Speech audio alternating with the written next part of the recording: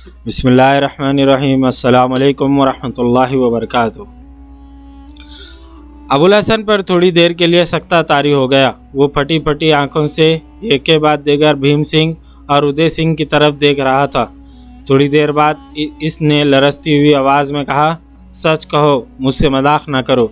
उदय सिंह बोले, वो जिनके साथ कुदरत मजाक कर रही हो वो दूसरों के साथ मजाक की जुर्रत नहीं कर सकते।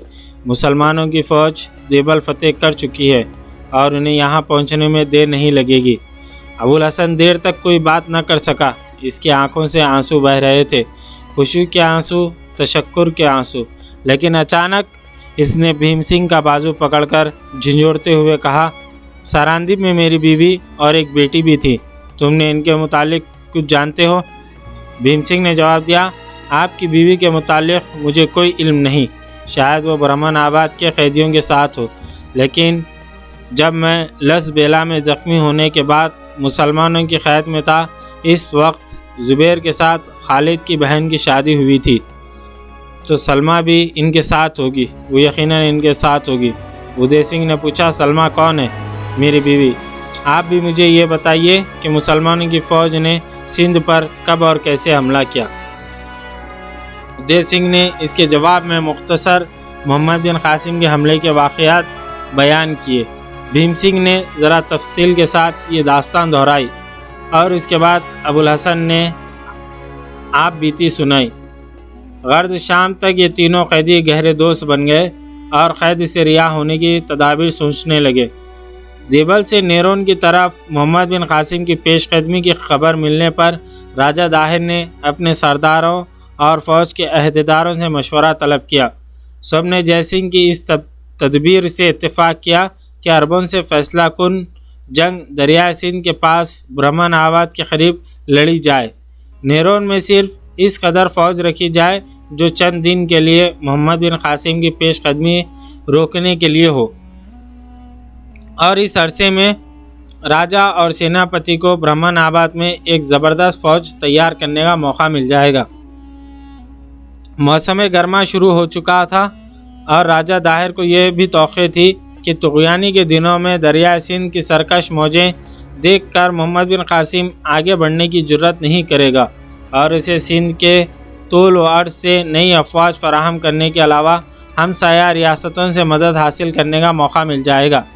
चुनाचे इसने नेरोन के एक बाअसर ब्राह्मण को, जो शहर का सबसे बड़ा पुरोहित होने के अलावा फ़ौजी मामलात में भी दस्तरस रखता था, नेरोन की हिफाजत के लिए मुंतखब किया और इसके आसपास 8000 सिपाही छोड़कर जयसिंह और बाकी फ़ौज के हमरा ब्राह्मण आबाद का रुख किया। मोहम्मद बिन कासिम की फ़ौज ने इस पुरोहित की तौक़े से 5 दिन पहले शहर का मुहासिरा कर लिया।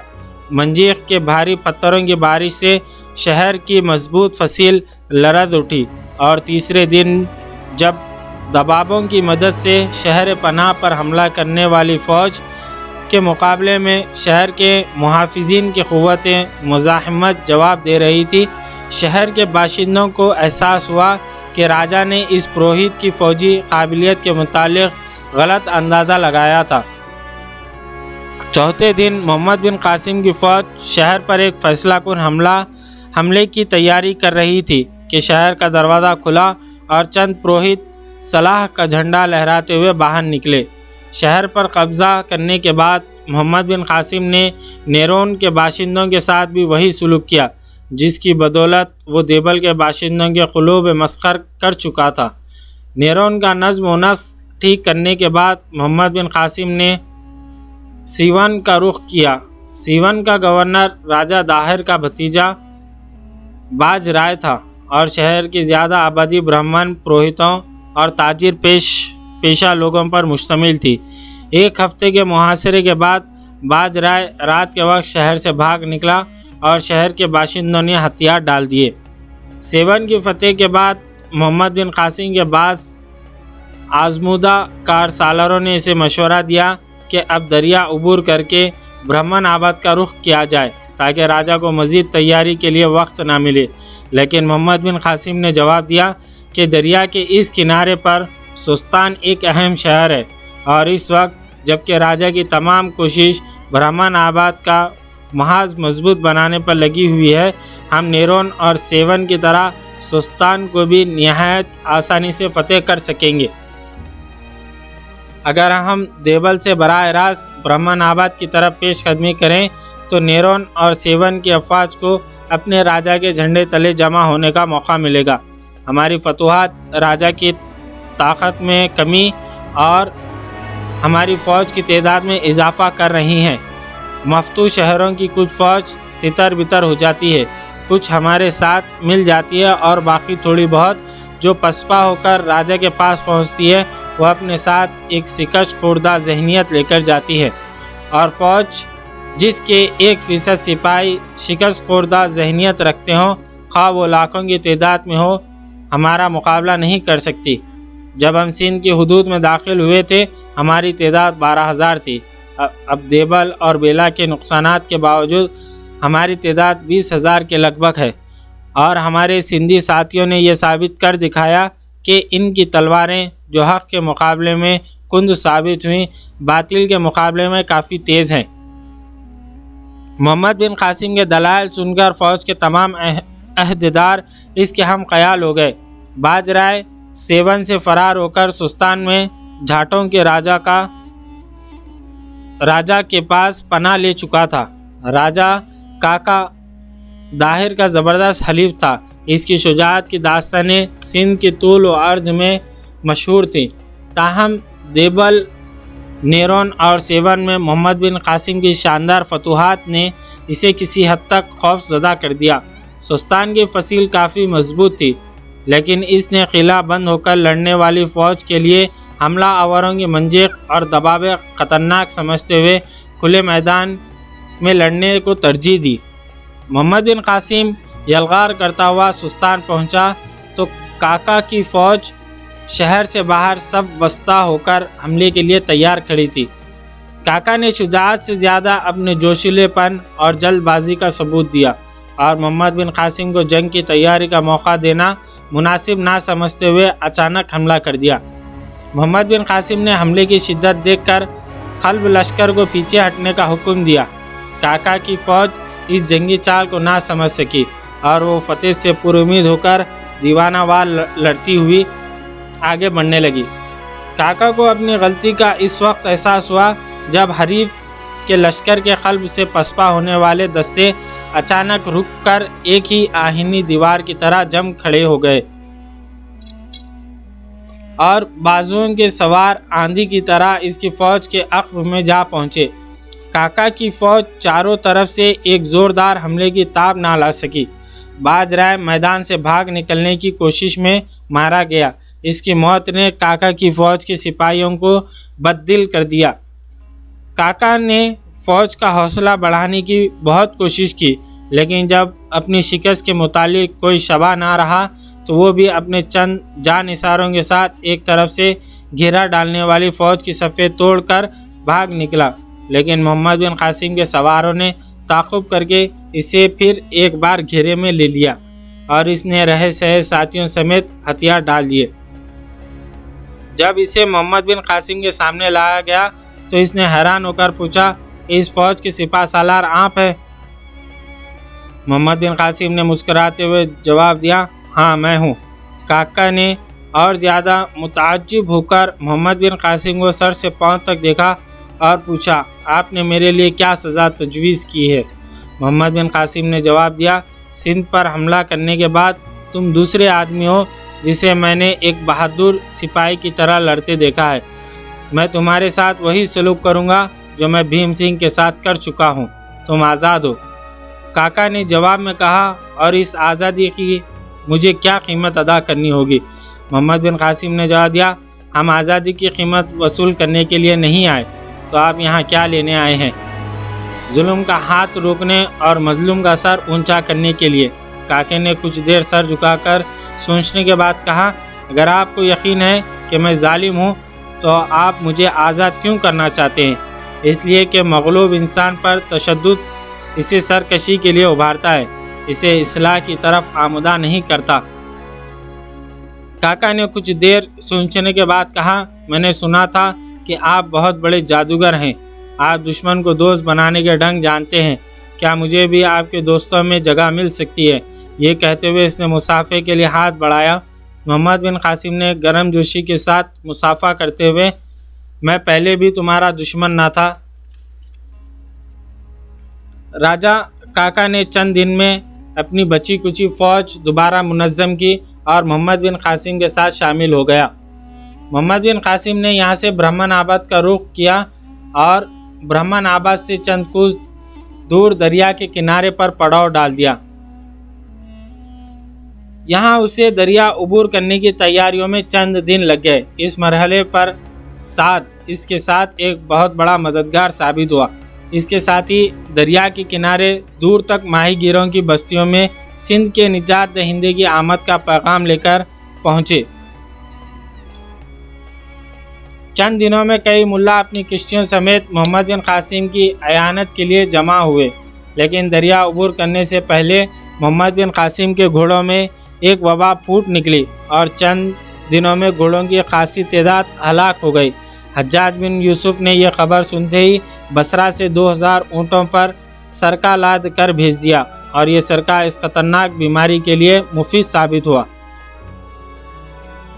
جون 713 عیسوی میں محمد بن قاسم نے کسی مزاحمت کا سامنا کیے بغیر دریا سندھ عبور کر لیا۔ راجہ دائر قریباً 200 ہاتھیوں کے علاوہ اپنی فوج میں 50,000 سواروں اور کئی پیدل دستوں کا اضافہ کر چکا تھا۔ جون کے آخری دنوں میں دریا زوروں پر تھا اور یہ امید نہ تھی کہ محمد بن قاسم اسے عبور کرنے میں اس قدر مستعدی سے کام لے گا۔ اس نے اپنے لشکر کو فوراً پیش قدمی کا حکم دیا اور محمد بن قاسم کے مستقر سے 2 کوس کے فاصلے پر پڑاؤ ڈال دیا۔ چند دنوں افواج کی گشتی دستوں کے درمیان معمولی جھڑپیں ہوتی رہیں۔ بالآخر ایک شام محمد بن قاسم نے ایک فیصلہ کن جنگ لڑنے کا فیصلہ کیا۔ رات کے وقت عشاء کی نماز کے بعد اس نے مشعل کی روشنی میں اپنی بیوی کے نام ایک خط لکھ کر قاصد کے حوالے کیا۔ رفیق حیات، خدا تمہیں ایک مجاہد کی بیوی کا عزم اور حوصلہ عطا کرے۔ میں صبح دشمن کے بے شمار فوج کے ساتھ ایک فیصلہ کن جنگ لڑنے جا رہا ہوں اور یہ مکتوب تمہارے ہاتھوں تک پہنچنے سے پہلے سندھ کی قسمت کا فیصلہ ہو چکا ہوگا۔ میرا دل گواہی دیتا ہے کہ خدا مجھے فتح دے گا۔ مجھے اپنے سپاہیوں پر ناز ہے اور ان سپاہیوں سے زیادہ عرب کی ان ماؤں پر ناز ہے جن کا دودھ ان کی رگوں میں خون بن کر دوڑ رہا ہے، جنہوں نے انہیں بچپن میں لوریاں دیتے وقت بد روحیں کی داستیں سناتی۔ مجھے ان بیویوں پر ناز ہے جن کی فرض شناسی نے ان کے شوہروں کو غازیوں کی زندگی اور شہیدوں کی موت کی تمنا کرنا سکھاتا ہے، جن کی محبت نے ان کے پاؤں میں زنجیریں پہنانے کے بجائے انہیں تسخیر عالم کا سبق دیا، اور مجھے اطمینان ہے کہ جب تک ان مجاہدوں کی رگوں سے خون کا آخری قطرہ نہیں بہہ جاتا، یہ اسلام کا جھنڈا سرنگوں نہ ہونے دیں گے۔ میں تمہاری اور اماں جان کی جدائی سے کبھی پریشان نہیں ہوا، میں تمہاری یاد سے بھی غافل نہیں، لیکن جب میں اپنے ساتھ ہزاروں ان نوجوان کو دیکھتا ہوں جو خدا کی راہ میں صبر اور شکر کے ساتھ اپنی بیویوں، ماؤں اور دوسرے عزیزوں کی جدائی برداشت کر رہے ہیں، تو مجھے اس بات سے بڑی خوشی ہوتی ہے کہ میں بھی ان میں سے ایک ہوں۔ پچھلی جنگوں میں جو نوجوان شہید ہو چکے ہیں، ان میں سے بعض کی ماؤں نے مجھ سے خط لکھ کر یہ پوچھا ہے کہ ان کے بیٹوں کا خون ایڑیوں پر تو نہیں گرا، اور اگر میں شہید ہو جاؤں تو مجھے توقع ہے کہ میری ماں بھی میرے ساتھیوں سے یہی سوال پوچھے گی۔ میں تم سے یہ وعدہ کر چکا ہوں کہ جب تک بیوہ عورتیں اور یتیم بچے رہا نہ ہوں گے، میں اپنی رفتار سست نہیں ہونے دوں گا، اور میں یہ وعدہ پورا کر کے رہوں گا۔ اور تم مجھ سے وعدہ کر چکی ہو کہ تم میری شہادت پر آنسو نہیں بہاؤ گی۔ تم بھی اپنا وعدہ پورا کرنا۔ امی جان سے میرا مؤدبانہ سلام کہنا۔ میں ان کے نام ایک علیحدہ خط لکھ رہا ہوں۔ تمہارا محمد۔ دوسرا خط ماں کو لکھنے کے بعد محمد بن قاسم میدان جنگ کا نقشہ دیکھنے میں مصروف ہو گیا۔ صبح کی نماز کے بعد مسلمانوں کی فوج کیل کانٹے سے لیس ہو کر صفوں میں کھڑی ہو گئی۔ محمد بن قاسم نے گھوڑے پر سوار ہو کر ایک پرجوش تقریر کی۔ اللہ تعالیٰ اور رسول اللہ صلی اللہ علیہ وسلم کے سپاہیوں، آج تمہاری شجاعت، تمہارے ایمان اور تمہارے ایثار کے امتحان کا دن ہے۔ دشمن کی تعداد سے نہ گھبراؤ۔ تاریخ شاہد ہے کہ کفر و اسلام کے تمام گزشتہ معرکوں میں باطل کے علمدار حق پرستوں کے مقابلے میں زیادہ تھے، اور حق پرستوں نے ہمیشہ یہ ثابت کیا کہ فوج کی طاقت کا راز افراد کی تعداد میں نہیں بلکہ ایمان کی پختگی اور ان کے مقاصد کی بلندی میں ہے۔ ہماری جنگ کسی قوم کے خلاف نہیں، کسی ملک کے خلاف نہیں، بلکہ دنیا کے ان سرکش انسانوں کے خلاف ہے جو خدا کی زمین پر فساد پھیلاتے ہیں۔ ہم روئے زمین پر اپنی حکومت نہیں بلکہ خدا کی حکومت چاہتے ہیں۔ ہم اپنی سلامتی اور اپنے ساتھ دنیا کے تمام انسانوں کی سلامتی چاہتے ہیں، اور خدا کی زمین پر سلامتی کا راستہ صرف اسلام ہے۔ یہ وہ دین ہے جو دنیا کے آقا اور غلام، گورے اور کالے، عربی اور نجمی کی تمیز مٹاتا ہے۔ ہمارا مقصد اس دین کی فتح ہے، اور اس مقصد کے لیے جینا اور مرنا دنیا کی سب سے بڑی سعادت ہے۔ ہمارے آبا و اجداد اس مقصد کے لیے لڑے۔ خدا نے ان کی مٹھی بھر جماعت کے سامنے دنیا کے بڑے بڑے جابر اور قاہر شہنشاہوں کی گردنیں جھکا دی۔ عرب کے شہ سواروں، تمہیں اپنے مقدر پر فخر کرنا چاہیے کہ خدا نے اپنے دین کی اشاعت کے لیے تمہیں منتخب کیا۔ تم نے خدا کی راہ میں سر دھڑ کی بازی لگائی، اور خدا نے تمہیں ارض و سما کی نعمتوں سے مالا مال کر دیا۔ وہ وقت یاد کرو جب خدا نے اپنے 313 بے سر و سامان بندوں کو بہترین ہتھیاروں سے مسلح لشکر پر فتح دی تھی۔ قادسیہ، یرموک اور اجنادین کے میدانوں میں حق کی ایک تلوار کے مقابلے میں باطل کی 10 اور بعض اوقات اس سے بھی زیادہ تلواریں بے نیام ہوئی، لیکن خدا نے ہمیشہ حق پرستوں کو فتح دی۔ خدا آج بھی تمہاری مدد کرے گا، لیکن یاد رکھو قدرت کے فیصلے اٹل ہیں۔ قدرت صرف ان کی مدد کرتی ہے جو اپنی مدد آپ کرتے ہیں۔ تم اپنے فرائض سے عہدہ برا ہوئے بغیر خدا کے انعامات کے مستحق نہیں ہو سکتے۔ قدرت کا دست شفقت صرف ان کی طرف دراز ہوتا ہے جو تیروں کی بارش میں سینہ سپر ہوتے ہیں، جو خندقوں کو اپنی لاشوں سے پاٹتے ہیں۔ قدرت کے انعامات صرف ان اقوام کے لیے ہیں جن کی تاریخ کا ہر صفحہ شہیدوں کے خون سے رنگین ہے۔ یاد رکھو، بنی اسرائیل بھی خدا کی لاڈلی امت تھی، لیکن جب وہ رائے حق میں جہاد کی ذمہ داری خدا اور اس کے پیغمبر کو سونپ کر آرام سے بیٹھ گئے تو قدرت نے انہیں دھتکار دیا، اور انہیں آج اس زمین پر جائے پناہ نہیں ملتی جس پر کسی زمانے میں ان کے اقبال کے پرچم لہراتے تھے۔ خدا وہ دن نہ لائے کہ تم بھی بنی اسرائیل کی طرح اپنی کتاب زندگی سے جہاد کا باب خارج کرو۔ میرے دوستوں اور میرے بھائیوں، آج تمہارے لیے ایک سخت آزمائش کا دن ہے۔ تمہیں بدروحین کے مجاہدوں کی سنت ادا کرنی ہے۔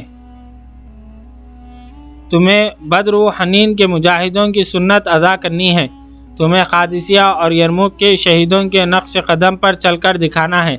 میرا ایمان ہے کہ آج کے دن فتح کے لیے خدا نے جس جماعت کو منتخب کیا وہ تم ہو۔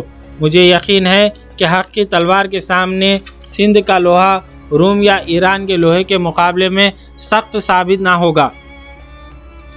ظالم لوگ کبھی بہادر نہیں ہوتے، لیکن میں پھر ایک بار تمہیں یہ ہدایت کرتا ہوں کہ حق کی راہ کو کفر کے کانٹوں سے پاک کرتے وقت یہ خیال رکھنا کہ تم کوئی مہکتا ہوا پھول بھی اپنے پاؤں سے نہ مسل ڈالو۔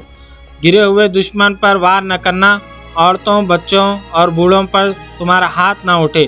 میں جانتا ہوں کہ سندھ کے راجا نے عرب عورتوں اور بچوں کے ساتھ بہت برا سلوک کیا، اور مجھے ڈر ہے کہ انتقام کا جذبہ تمہیں کہیں ظلم پر آمدہ نہ کر دے۔ خدا کے قانون میں توبہ کرنے والوں کے لیے ہر وقت رحم کی گنجائش ہے۔ دشمن کو مغلوب کرو اور اس پر یہ ثابت کرو کہ ہماری غیرت خدا کی غیرت ہے اور ہماری تلوار خدا کی تلوار ہے۔ لیکن جب وہ اپنی شکست کا اعتراف کرے اور تم سے پناہ مانگے تو اسے اٹھا کر گلے لگا لو اور کہو کہ اسلام کی رحمت کا دروازہ کسی کے لیے بند نہیں۔ تم جانتے ہو کہ اس دنیا میں کسی کو اتنا نہیں ستایا گیا جس قدر کفار مکہ نے पैगंबर इस्लाम सल्लल्लाहु अलैहि वसल्लम को सताया। जुल्म के तरकश में कोई ऐसा तीर ना था जिससे इनके मुक़द्दस जिस्म को मजरूह करने की कोशिश ना की गई हो। रहमतुल आलमीन की आंखों के सामने इनके जान निसारों के सीनों पर तपते हुए पत्थर रखे गए, और जब आपने हिजरत की तो जालिमों ने आपका पीछा ना छोड़ा और मदीने की जंगों में आपके कई जान निसार शहीद हुए।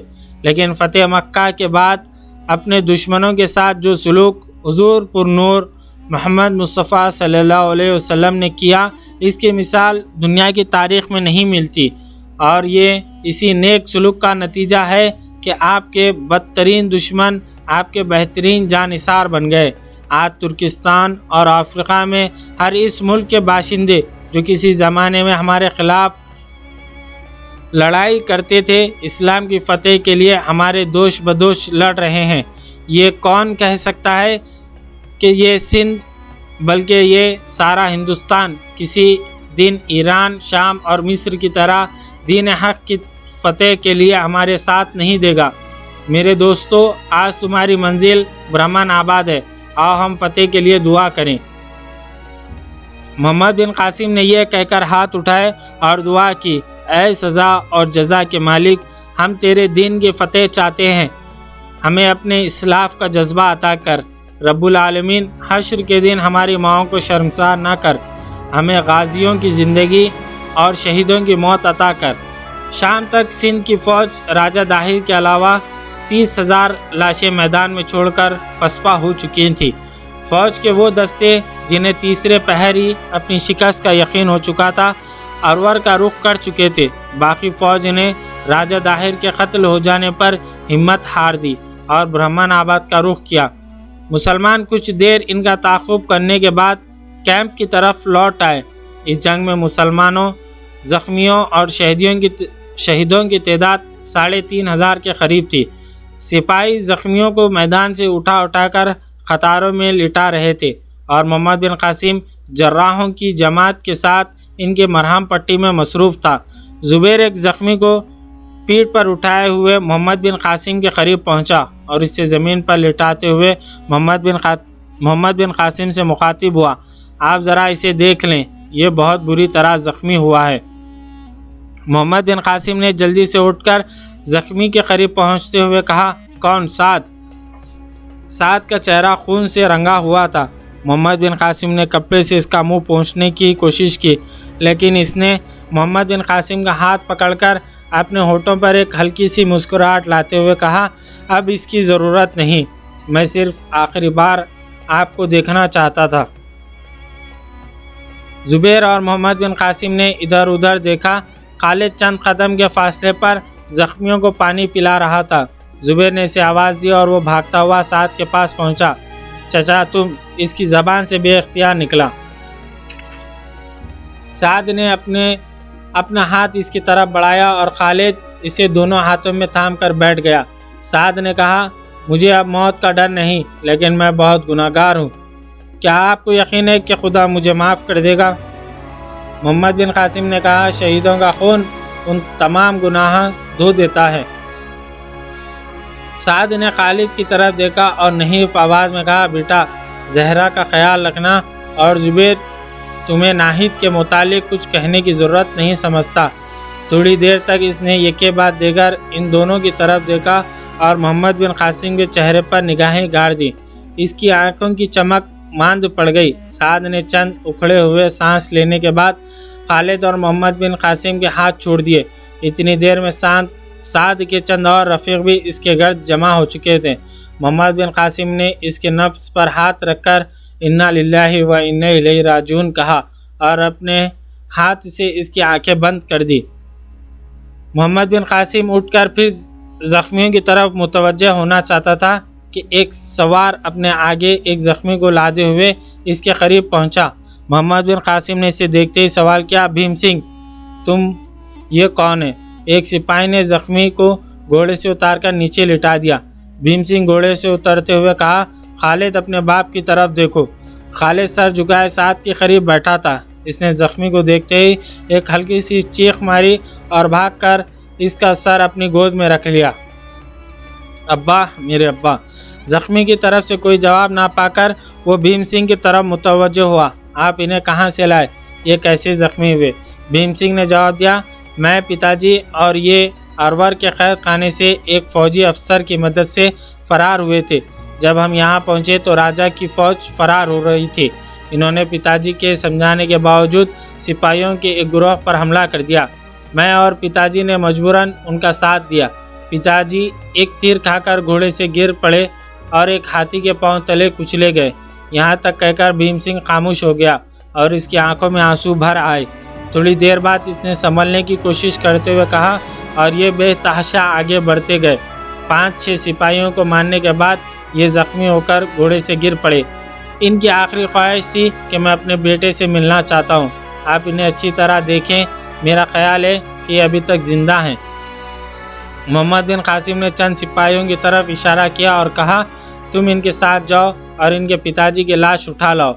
और ख़ुद अबुल हसन की तरफ मुतवज्जह हुआ और उसकी नफ्स पर हाथ रखते हुए कहा, इन्हें कश आ गया है, पानी लाओ। एक सिपाही ने अपने मुश्किल से पानी का गिलास भरकर पेश किया और मोहम्मद बिन कासिम ने अबुल हसन का मुंह खोलते हुए इसे पानी के चंद घूंट पिला दिए। अबुल हसन ने होश में आकर आंखें खोली, लेकिन खालिद को पहचानते ही इस पर थोड़ी देर के लिए फिर गशी तारी हो गई। इसे दोबारा होश में लाने के बाद मोहम्मद बिन कासिम ने इसके सीने के ज़ख्म की मरहम पट्टी की। खालिद से अबुल हसन का पहला सवाल ये था, तुम्हारी अम्मी कहाँ हैं? वो खालिद घबरा कर इधर उधर देखने लगा। अबुल हसन ने अपने चेहरे पर एक दर्दनाक मुस्कुराहट लाते हुए कहा, बेटा घबराओ नहीं, मैं समझ गया, वो ज़िंदा नहीं। नाहिद कहाँ है? वो देवल में है। तो तुम्हारी बीवी भी वहीं होगी। काश मैं मौत से पहले इन्हें देख सकता, लेकिन वो बहुत दूर हैं और मैं फ़कत चंद घड़ियों का मेहमान हूँ। मोहम्मद बिन कासिम ने तसल्ली देते हुए कहा, आप फ़िक्र ना करें, मैं अभी इन्हें बुला भेजता हूँ। इंशाअल्लाह वो डाक के घोड़ों पर परसों तक यहाँ पहुँच जाएंगे। अबुल हसन ने एहसानमंदा निगाहों से मोहम्मद बिन कासिम की तरफ देखते हुए कहा, शुक्रिया, लेकिन मैं शायद परसों तक ज़िंदा ना रहूँ। मोहम्मद बिन कासिम ने जवाब दिया, आपका ज़ख्म ज़्यादा ख़तरनाक नहीं। अगर कुदरत को आपकी मुलाकात मंजूर है तो वो होकर रहेगी। चौथे रोज़ तुलुए आफ़ताब से कुछ देर बाद अबुल हसन के बिस्तर के गिर्द मोहम्मद बिन कासिम, खालिद और जुबैर के अलावा नाहिद और जहरा भी मौजूद थी। नाहिद और जहरा ने शाम के वक्त इस जगह पहुंचने के बाद सफ़र में थकावट से चूर होने के बावजूद जुबैर और खालिद की तरह सारी रात अबुल हसन की तीमारदारी में काटी थी। नजात से कुछ देर पहले नाहिद और जहरा की तरह खालिद की आंखों में भी आंसू देखकर अबुल हसन ने कहा, बेटा मैं अपने लिए इससे बेहतर मौत की दुआ नहीं कर सकता था। मौत पर आंसू बहाना दुनिया की एक रस्म है, लेकिन शहादत की मौत के लिए इस रस्म को पूरा करना शहादत का मजाक उड़ाना है। इस तरह डबडबाई हुई आंखों से मेरी तरफ ना देखो, मुझे आंसुओं से नफ़रत है। ज़िंदगी की कठिन मनाजिल में एक मुसलमान की पूंजी आंसू नहीं, खून है। खालिद ने आंसू पोंछ डाले और कहा, अब्बाजान मुझे माफ़ कीजिए। दोपहर के वक्त अबुल हसन ने दाई आजिल को लब्बैक कहा। इस तरह यहाँ पर आज 17वीं क़िस्त अपने अख्ताम को पहुँची। कल हम इंशाअल्लाह इसी वक्त आपकी खिदमत में 18वीं क़िस्त पेश करेंगे। जज़ाकल्लाहु खैर।